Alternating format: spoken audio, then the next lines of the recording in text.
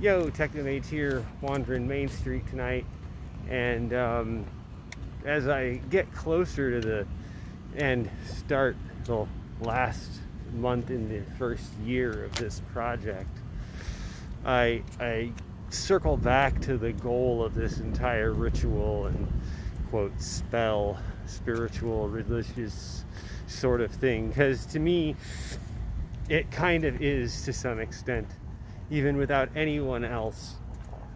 And it makes me think back to a philosopher, I can't remember which one exactly, I think it was Socrates and Plato who were having a discussion, but it may be a fictitious argument in the first place, but I digress. One of them says, give me a large enough lever and I can move the world, and the other says something like, give me a tablet and a chisel and I can move the world with a word. And I wonder how, if at all, I am going to have an impact on this, on the world at large. Some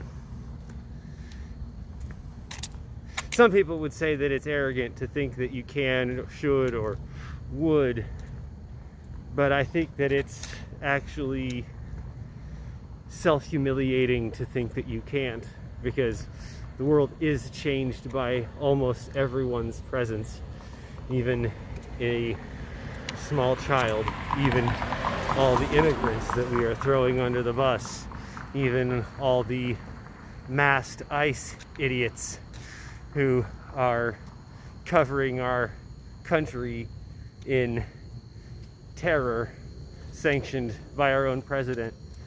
And like, it makes me circle back to the absurdity. I've always thought it's absurd to think that someone like me could be president, but then we have someone like Donald Trump who is just a total piece of crap, just absolute turd. I don't really want to give him a higher definition than that. I had a fictional story series that I was gonna write at one point called the Political Monster Slayers. The acronym is partially intentional, where he was a fecal dragon, and most of them died out in the Middle Ages being thrown through catapults trying to fly, and that's his whole motive for being on Air Force One. But that's just fiction. Peace. Beware of shit drakes.